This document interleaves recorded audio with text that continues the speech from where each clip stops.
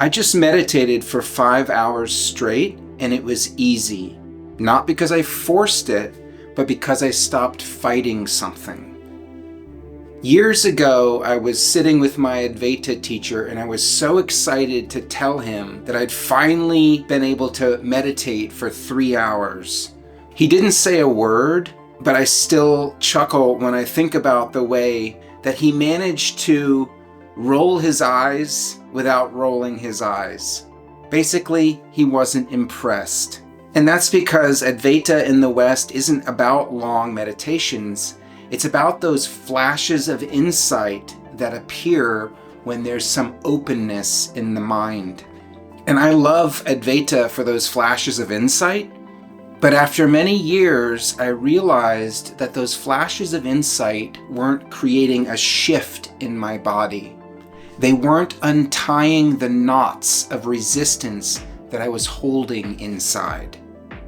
Lately, I've been meditating for 3 hours most days, sometimes 4 hours, and today, for the first time, I hit 5 hours, which is my longest session since I first started meditating 42 years ago.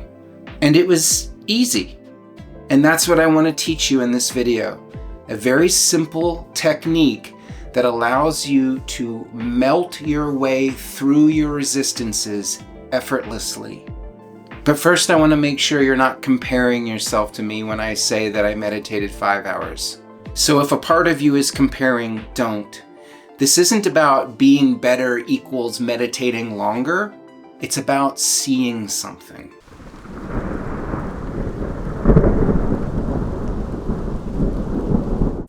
But if it's not about meditating longer, why am I trying to teach you this technique? Because if you can't sit longer, then something is stopping you. And whatever that is an invisible limit on how deep your awakening can go. So we can fix that. And don't worry, like I said, I'm going to show you a simple way to meditate for longer periods without torturing yourself, without having to grit your teeth. This isn't going to be an endurance contest.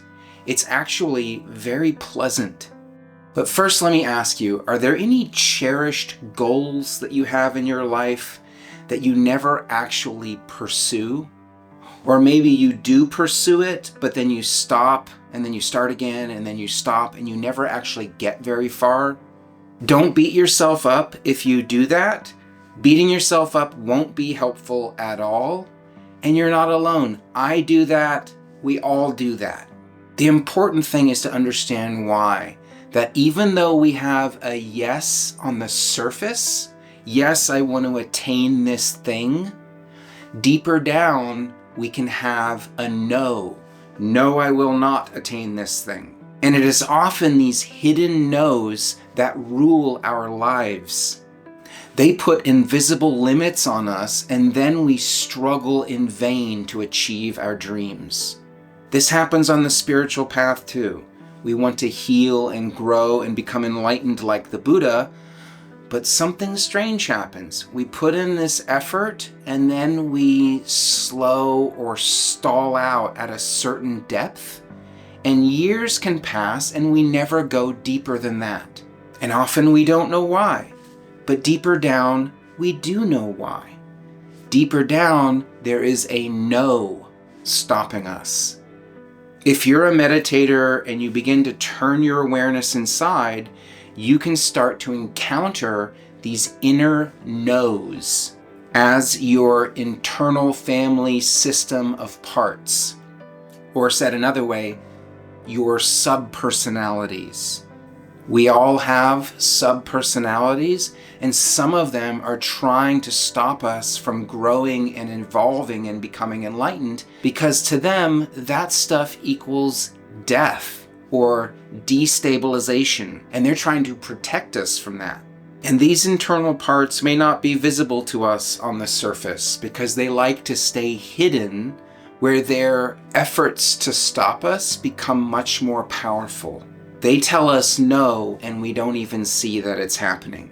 For example, I have an internal part that finds meditation stressful because it feels like it has to intellectually figure everything out that arises in meditation. I have another part that interrupts my meditation because it feels like it has to translate every felt insight immediately into words. There was a part who hated when I meditated because it thought it was going to basically die or disappear. So it fought me tooth and nail every time I tried to sit down and meditate. I even have a part that says, I will not surrender, I will dominate and conquer, like it's Ivan the Terrible or something. Meditation becomes really difficult if your body is filled with these different kinds of no. But here's the simple trick that makes it effortless. All you have to do with a no is bring a yes. You welcome it. If a part of you starts tensing up, you just say, I see you. Welcome. When a part says, I'm overwhelmed, I see you. Welcome. Sometimes it feels like the very last thing you want to do on planet Earth is meditate. It's intolerable. You hate meditation. Don't get up. Just welcome hating meditation with all of your heart. That's all you have to do. It's so simple. By the way, please like this video, subscribe to my channel if you like what I'm doing, and share it with others. Thank you. I appreciate that. And when we welcome these tensions and resistances, these inner no's, something magical happens. Like rocks in a river, our welcoming gently smooths them out, so they become quiet instead of causing turbulence. Eventually, the rocks are transformed completely. They don't die, they become part of the river. The important part of welcoming is don't try to make your meditation look like something in particular. No matter what arises, sit there and welcome it, because that is also meditation.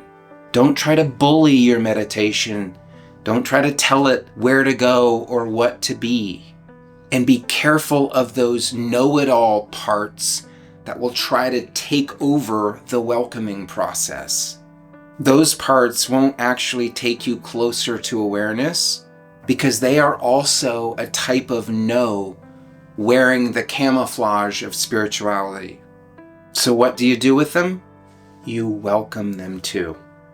You don't follow their lead, you just see them and welcome them. So you might be wondering why I say this technique is effortless when there's actually some doing involved here. Let me ask you a question. Have you ever stuck your hand out the car window when you're driving fast, and if you hold your hand just right, the wind actually holds your arm up? But if you move your hand in a different direction, the wind pushes it down? The reason I say this technique is effortless is because you don't actually have to do anything. You just have to keep that alignment of welcoming, and then awareness will do all the rest. And if you find yourself struggling in the welcoming, that just means that you've fallen out of alignment, and you simply need to welcome whatever part of you is struggling. When everything in you is welcomed, meditation stops being something that you're doing, and it just happens automatically. And here's a little non-duality riddle for you to contemplate. We can't actually do this welcoming from our personhood, because our personhood is what we're welcoming. The welcoming I'm talking about is already here, because it is the nature of our own awareness. When we welcome our body-mind from this position of awareness, meditation stops being a person reaching for enlightenment and becomes enlightenment reaching for the person.